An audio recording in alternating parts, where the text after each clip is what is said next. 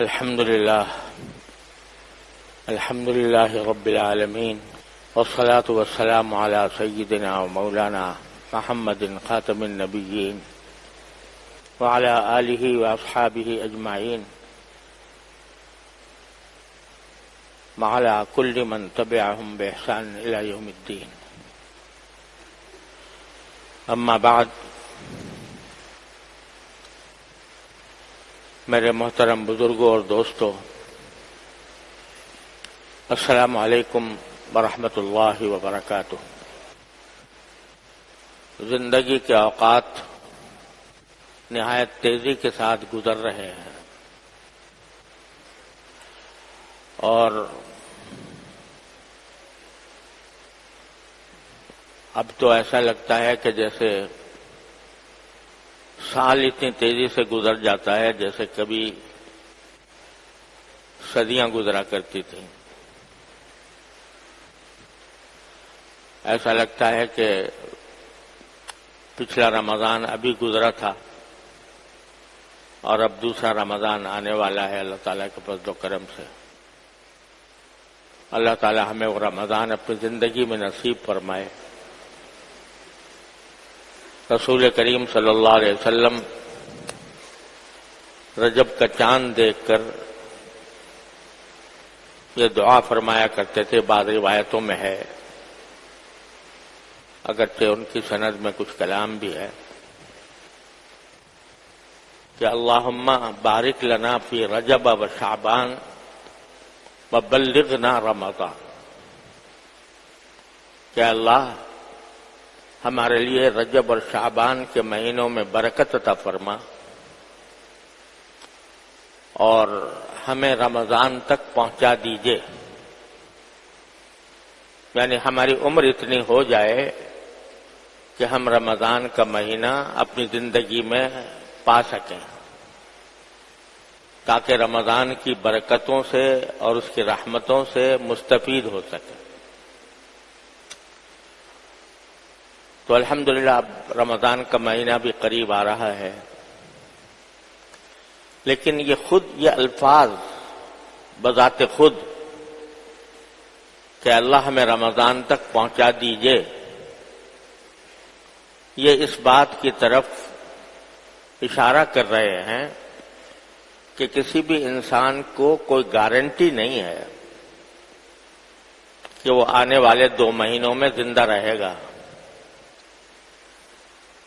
بلکہ کسی وقت بھی کسی کو موت آ سکتی ہے۔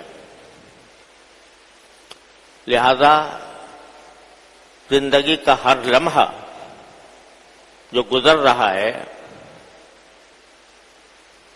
وہ ایک سرمایہ ہے، ایک غنیمت ہے، اس کو صحیح استعمال کرنا ہی اللہ تعالی کی رضا کا تقاضا ہے کہ اس وقت کو اللہ تبارک و تعالیٰ کی رضا کے کاموں میں خرچ کیا جائے۔ وقت بہت بڑی قیمتی چیز ہے، اس کو گنوا کر ضائع کر دینا یہ نعمت کی بہت بڑی ناشکری ہے۔ اب یہ وقت کس کام میں استعمال کیا جائے، اس کے لیے میں نے 2-3 ہفتوں سے ایک حدیث آپ حضرات کے سامنے سنائی تھی کہ جب انسان میدان حشر میں پہنچے گا، اللہ تعالیٰ کی بارگاہ میں حاضری ہوگی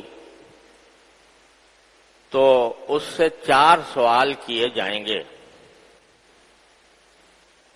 اگر ان سوالوں کا انسان صحیح جواب دے پایا تو ہمیشہ کے لیے جنت کی راحتیں اور نعمتیں ہیں، اور اگر خدا نہ خواستہ ان سوالوں کا یا ان میں سے کسی ایک سوال کا صحیح جواب نہ دے سکا تو پھر اللہ بچائے جہنم کا عذاب ہے، دہکتی ہوئی آگ ہے، کھولتا ہوا پانی ہے، جس کا ذکر قرآن کریم نے متعدد جگہوں پر فرمایا ہے۔ وہ 4 باتیں کیا ہیں؟ ایک یہ کہ عن عمرہ فیما افناہ، اللہ تبارک و تعالی انسان سے یہ سوال کریں گے کہ ہم نے تمہیں عمر دی تھی،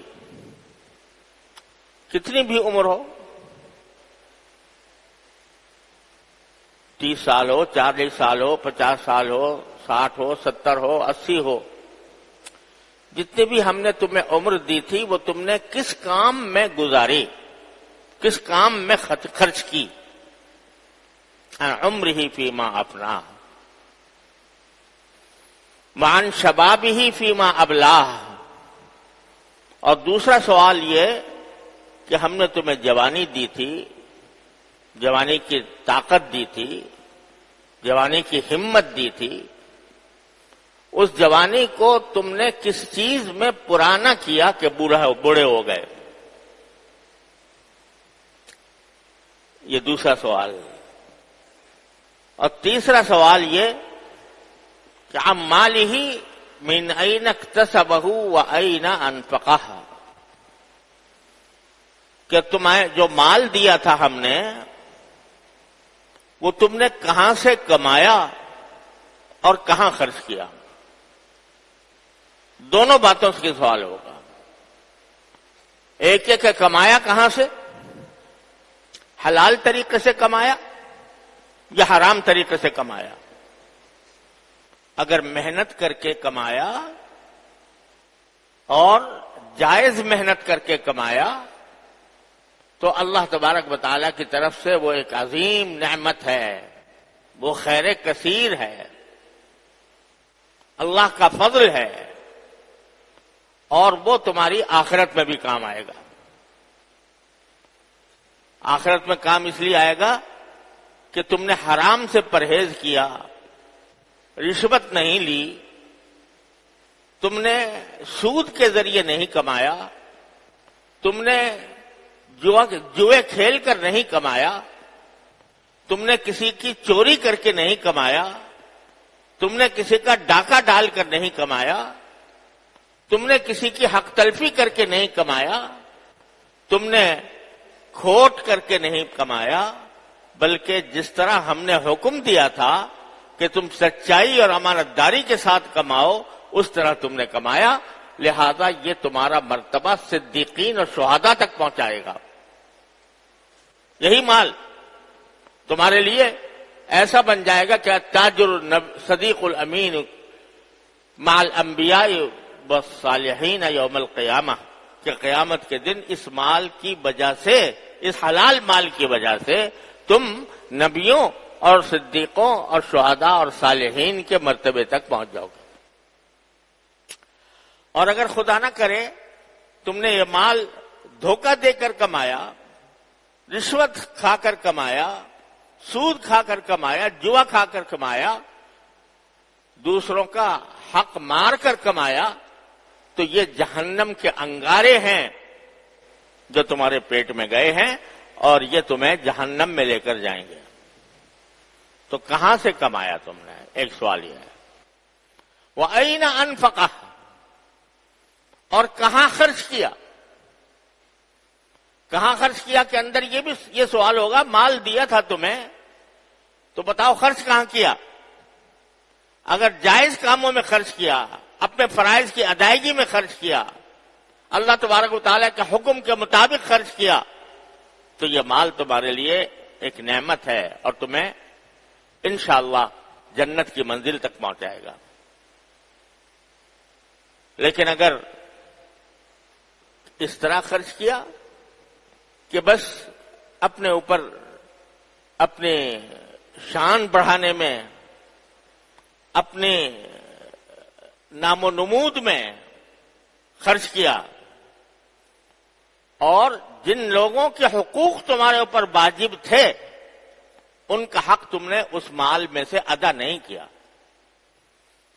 بیوی کو جتنا خرچ دینا چاہیے تھا اتنا نہیں دیا، بیوی کو کے جو حقوق تھے وہ تم نے ادا نہیں کیے، اس بیچاری کو تم نے جس کے بارے میں قرآن کا یہ حکم تھا کہ تم اس کو محنت کر کے مزدوری کر کے جس طرح بھی کماؤ، کما کر اپنی بیوی کا پیٹ بھرو، اس سے ایک پیسے کا بھی مطالبہ نہ کرو. لیکن تم نے اپنا یہ بوجھ بیوی کے اوپر منتقل کر دیا، کہا کہ تم کماؤ. یا تو خود گھر میں بیٹھے ہیں اور بیوی کما رہی ہے. ایسی بھی آج کل ہمارے معاشرے کے اندر بہت سی مثالیں ہیں کہ خود تو گھر میں بیٹھے ہیں اور بیوی کو محنت مزدوری پر لگایا ہوا ہے اور اس سے کہہ رہے ہیں کہ تم پیسے کما کر لاؤ. وہ پیسے کما کر بھی لائے، تمہارے گھر کا انتظام بھی کرے، تمہارے کھانا بھی پکائے، جھاڑو بھی دے اور صفائی بھی کرے، اور ساری ذمہ داری اس پر ہے. تمہارا کام یہ ہے کہ تم آرام سے چارپائی پر سوتے رہو اور حسب موقع اس کو ڈانٹتے ڈپٹتے بھی رہو. الیاذ باللہ. ایسی بہت سے مثالیں ہمارے معاشرے میں موجود ہیں. یا یہ کہ بھئی میں پورا تمہارا خرچہ برداشت نہیں کر سکتا، میں تو صرف اپنا برداشت کر لوں گا، تم اپنا خرچہ، میں تھوڑی سی ملازمت کر کے اپنا خرچہ برداشت کر لوں گا اور برداشت کر کے اپنے اللے تللے کروں گا، اور جہاں تک تمہارا تعلق ہے تم کما کر لاؤ، اپنے لیے تم کماؤ. حرام ہے یہ بالکل. بیوی سے یہ کہنا کہ تم کما کر لاؤ، یہ کہنا حرام ہے. اس کی ذمہ داری نہیں ہے کمانا، ذمہ داری تمہاری ہے، اپنا بھی اور اس کا بھی. یہاں تک کہ بعض فقہاء کرام نے یہاں تک لکھا ہے، جو مردوں کو سن کے بعض اوقات بڑا تعجب بھی ہوتا ہے، تکلف بھی ہوتا ہے، کہ اگر بیوی یہ مطالبہ کرے کہ بھئی میں کھانا نہیں پکاؤں گی اور مجھے کھانا پکا پکایا لا کر دو، تو یہ مطالبہ کر سکتی ہے. پکا پکایا لا کر دو، میں تو اپنا آرام کروں گی گھر کے اندر. لیکن ساتھ ہی یہ کہ اللہ تبارک و تعالی نے جہاں کچھ قوانین بنائے ہیں وہاں پر باہمی محبت سے، باہمی رواداری سے گزارنے کا بھی سبق دیا ہے. جہاں بیوی کا یہ حق ہے کہ وہ کہے کہ مجھے پکا پکایا کھانا لا کر دو، وہاں شوہر کا یہ حق ہے کہ خبردار جو باہر نکلی گھر سے، میں روک سکتا ہوں گھر سے باہر جانے سے. تو لیکن نظام چلتا ہے باہمی مفاہمت سے، صرف قانون کی بنیاد پر نہیں چلتا. لیکن میں کہہ یہ رہا ہوں کہ آج کل عورتوں کا باقاعدہ کام کرنا، اور نہ صرف کام کرنا بلکہ شوہروں کا ان کو مجبور کرنا کہ تم جا کر جاب تلاش کرو. یہ بھی ایک فیشن بن گیا ہے کہ عورت جو ہے وہ جاب کرے، یعنی کہیں ملازمت کرے اور ملازمت کر کے وہ پیسے لائے. اب شوہر بھی ملازمت پر اور بیوی بھی ملازمت پر، اور بچے دھکے کھا رہے ہیں. بچوں کو لا کر صبح کو نرسنگ ہوم میں چھوڑ دیا اور شوہر اپنے کمانے چلا گیا، بیوی اپنے کمانے چلی گئی، اور گھر پہ تالا لگا ہوا ہے اور بچے جو ہیں وہ رول رہے ہیں. ارے بچوں کو محض کسی تعلیق کی ضرورت نہیں ہوتی، بچوں کو ماں کی محبت کی ضرورت ہوتی ہے، ماں کے پیار کی ضرورت ہوتی ہے، ماں کے لاڈ کی ضرورت ہوتی ہے. تو آپ نے بچوں کو دوسروں کے حوالے کر دیا، اور باپ بھی کما رہا ہے، ماں بھی کما رہی ہے. کیوں؟ اس لیے کہ خواہشات کا پیٹ نہیں بھرتا. خواہشات کا پیٹ نہیں بھرتا. اگر اپنی قدر ضرورت پر اکتفا کرتے تو دونوں کو کمانے کی ضرورت نہ ہوتی. لیکن اپنی شان معاشرے میں بڑھانی ہے، شاندار گھر رکھنا ہے، اس کی جو زیب و زینت، اس کی زیبائش اور آرائش یہ کرنی ہے تاکہ کوئی مہمان آئے تو وہ دیکھے کہ بھئی کتنا خوشحال گھرانہ ہے.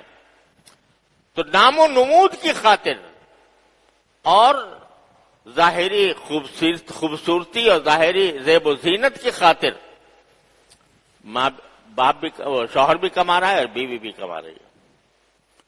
تو جو شخص اپنی بیوی کا خرچ ادا نہیں کر سکتا، وہ اس سے یہ سوال ہوا گا کہ تمہیں جو مال دیا تھا تم نے کہاں خرچ کیا؟ فیما انفقہ، ہم نے تمہارے ذمے تمہاری بیوی اور تمہاری نابالغ اولاد کا خرچ تمہارے ذمے لگایا تھا، ان کا تم نے حقیقی حق ادا کیا کہ نہیں کیا؟ اپنی استطاعت کے مطابق. اگر اپنی استطاعت کے مطابق تم نے یہ حق ادا کر دیا بہت اچھی بات ہے، لیکن تم نے حق ادا نہیں کیا تو یہ پوچھا جائے گا کہ کہاں خرچ کیا تم نے. اسی طرح اللہ تبارک و تعالی نے مال کے اوپر ایک فریضہ عائد فرمایا ہے زکوٰۃ کا، کہ اگر آدمی صاحب نصاب ہے تو اپنے مال کا 2.5% حصہ، 40واں حصہ وہ اپنے معاشرے کے غریب افراد میں خرچ کرے. ایسے افراد میں کہ جو تنگ دست ہیں، صاحب نصاب نہیں ہیں، ان کو 2.5% کا حساب سے دینا ہوگا.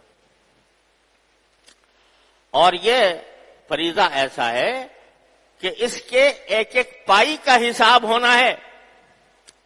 تم نے کتنا کمایا تھا اور کتنی زکوٰۃ ادا کی تھی، اس کے ایک ایک پائی کا حساب ہونا ہے.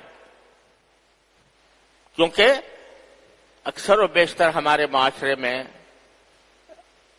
یہ ایک تو زکوٰۃ کی بہت زیادہ اہمیت نہیں ہے. بڑے بڑے مالدار لوگ، اول تو زکوٰۃ کی اہمیت کم ہے، اور اگر ہے تو ایک اندازے سے زکوٰۃ نکال دی. میں نے جتنا مناسب سمجھا اتنا نکال دیا، باقاعدہ حساب کر کے کہ میری کتنی آمدنی ہے، سال کے آخر میں میرے پاس کتنا بیلنس ہے، اور اس بیلنس کے اوپر میرے اوپر کتنی زکوٰۃ عائد ہوتی ہے. اس کو نہ کبھی سیکھنے کی کوشش کی، نہ سمجھنے کی کوشش کی کہ کیا طریقہ ہوتا ہے حساب لگانے، زکوٰۃ کا حساب کرنے کا، کس کس چیز پر زکوٰۃ ہوتی ہے، کس چیز پر زکوٰۃ نہیں ہوتی، اس کا علم بھی حاصل نہیں کیا. نتیجہ یہ کہ بس ایک سوچا بھائی اتنا، چلو اتنا نکال دیتا ہوں زکوٰۃ. تو اگر وہ زکوٰۃ پوری ادا نہیں ہوئی، جتنی بازی ہوئی تھی، جتنی فرض ہوئی تھی، تو یہ سوال ہوگا کہ جو اتنی کمی ہوئی وہ تم نے کہاں خرچ کی. زکوٰۃ کے مد میں کمی کر کے جو تم اپنا کھانا پکاؤ گے، لباس پہنو گے، وہ حرام ہوگا. یہ چیز ایسی ہے کہ جس سے بہت زیادہ غفلت ہے ہمارے معاشرے کے اندر. ایک اندازہ لگایا، نکال دیا. لیکن اگر اس میں کسی کی زکوٰۃ رہ گئی تو اس زکوٰۃ کے جو پیسے زکوٰۃ کے تم نے بچائے، اس سے جو کام بھی کرو گے، جو چیز بھی خریدو گے، جو کھانا بھی کھاؤ گے، جو لباس بھی پہنو گے، وہ حرام ہے، اور تمہارے لیے جہنم کی طرف لے جانے کا ایک دروازہ ہے. ایک حدیث میں رسول کریم صلی اللہ علیہ وسلم کا ارشاد ہے کہ ما خالت زکات من مال اہلکتہ، او کما قال صلی اللہ علیہ وسلم، کہ زکات کا مال اگر کسی بھی مال کے اندر مل جائے تو وہ اس کو برباد کر ڈالتا ہے. کیا معنی؟ اس کے دو معنی ہیں. ایک معنی یہ ہے کہ آپ کو جتنی زکوٰۃ دینی تھی وہ نہیں دی، کم دی. فرض کرو کہ آپ نے جتنی زکوٰۃ دینی تھی اس میں سے 5% تم نے کم کر لی، کم دی.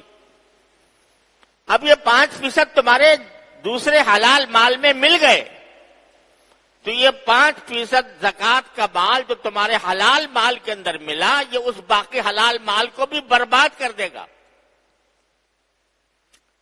برباد کرنے کا مطلب یہ کہ ایک تو تمہیں آخرت میں اس کی جواب دہی کرنی ہوگی، اور جواب دہی نہیں کر سکو گے تو جہنم کا عذاب بھگتنا پڑے گا، اور دوسرا یہ کہ اس دنیا کے اندر بھی جو باقی مال ہے اس میں بے برکتی ہوگی۔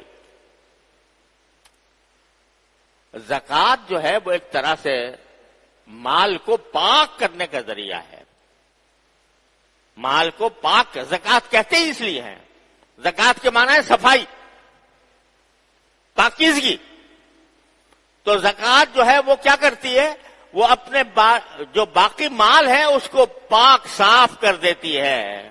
اس کے اندر پاک صاف کرنے کے نتیجے میں برکت والا مال ہوتا ہے، وہ اس سے جو انسان نفع اٹھاتا ہے اس میں برکت ہوتی ہے۔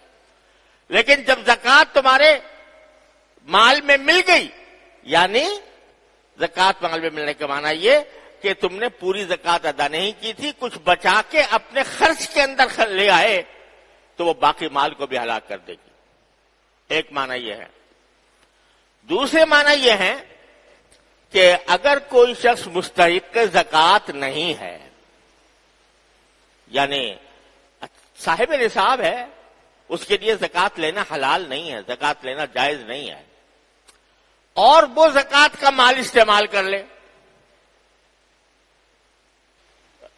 کسی سے مانگے اور وہ اس کو دے دے، یہ سمجھ کر کہ یہ صاحب نصاب نہیں ہے اور اس کو زکوٰۃ دینا جائز ہے، اور وہ اس نے زکوٰۃ دوسرے آدمی نے دی اور لے لی، تو جو جائز مال تھا اس کا، وہ زکوٰۃ اس کو بھی ہلاک کر دے گی، اس کو بھی برباد کر دے گی، یعنی وہ بھی ایک گناہ میں شمار ہوگا۔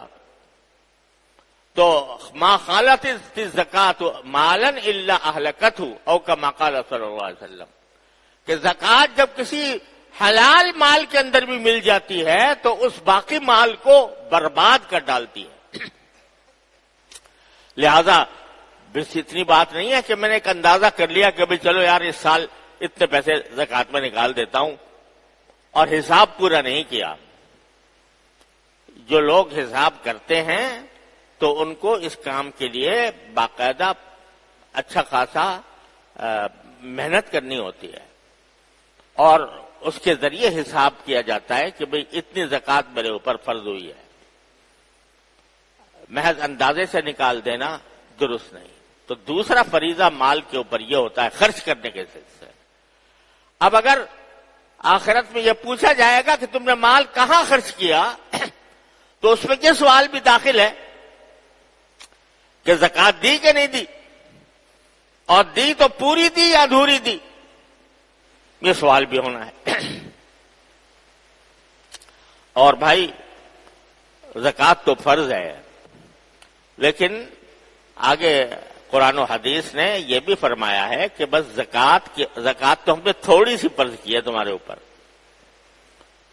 تاکہ تمہارے لیے بہت زیادہ مشکل پیدا نہ ہو، لیکن اس کے بعد بھی جتنا تمہارے پاس ضرورت سے زائد مال ہے اس کو بھی ایسا نہ سمجھو کہ بس زکوٰۃ دے دی تو بس قصہ ختم ہو گیا۔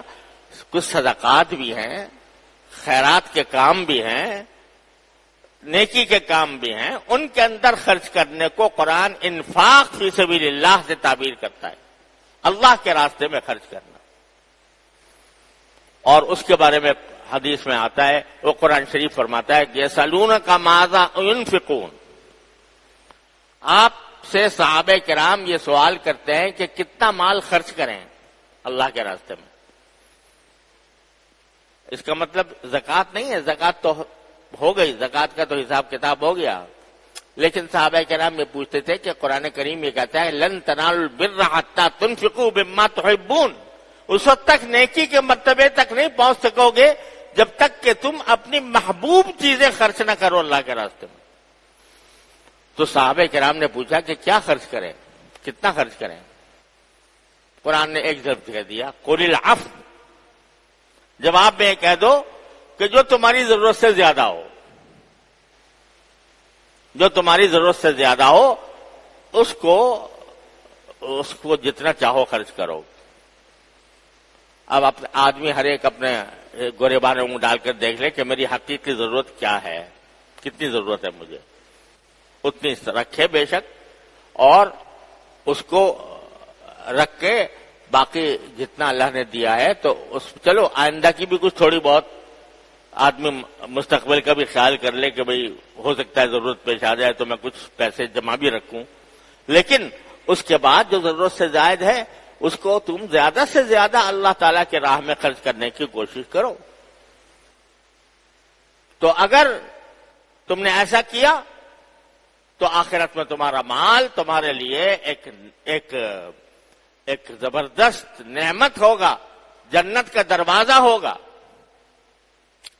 اور اگر نہیں کیا اور زکوٰۃ بھی ادا نہیں کی تو حدیث میں آتا ہے کہ جو شخص زکوٰۃ ادا نہیں کرتا، قرآن کریم نے فرمایا ہے کہ سَيُطَبَّقُونَ مَا بَخِلُوا بِهِ يَوْمَ الْقِيَامَةِ، جس مال کو بخل کی وجہ سے انہوں نے خرچ نہیں کیا تھا زکوٰۃ میں، تو وہی مال ان کا طوق بنا دیا جائے گا گلے کا قیامت کے دن۔ اور حدیث میں اس کی تشریح آئی ہے کہ وہ مال ایک سانپ کی شکل میں آئے گا جس کے 2 دھاریاں ہوں گی اس کے اوپر، اور وہ اس کے گلے کا طوق بنے گا اور وہ اس کی باچھوں کے اوپر حملے کرے گا اور کہے گا میں ہوں تیرا مال، میں ہوں تیرا خزانہ جو تو نے جمع کر کے رکھا تھا۔ تو اس لیے یہ سوال ہونا ہے،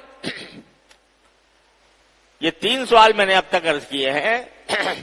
عمر کہاں خرچ کی، جوانی کہاں گزاری، مال کہاں سے کمایا اور کہاں خرچ کیا، اور چوتھا آگے آنے والا ہے کہ جو علم ہم نے تمہیں دیا تھا اس پر کتنا تم نے عمل کیا۔ وہ انشاءاللہ اللہ نے زندگی دی تو اگلے جمعہ میں عرض کروں گا، لیکن یہ 4 سوالات ایسے ہیں کہ ہمیں زندگی ان سوالات کو مد نظر رکھ کر گزارنی ہے۔ عمر کہاں خرچ کر رہے ہیں، وقت کہاں گزار رہے ہیں، جوانی کس کام میں خرچ کر رہے ہیں، اور مال کس طرح کما رہے ہیں، کس طرح خرچ کر رہے ہیں۔ جب یہ فکر دل میں پیدا ہو جاتی ہے کہ یہ سارے کام میں اللہ تعالیٰ کی مرضی کے مطابق کروں، اسی کا نام تقویٰ ہے، اسی کو تقویٰ کہتے ہیں۔ اور تقویٰ والوں کے لیے اللہ تعالیٰ نے ابدی اور دائمی نعمتیں جنت میں تیار کر رکھی ہیں۔ اللہ تبارک و تعالیٰ اپنے فضل و کرم سے ہم سب کو اس کے لیے تیاری کرنے کی توفیق عطا فرمائے۔ وآخر دعوانا الحمدللہ۔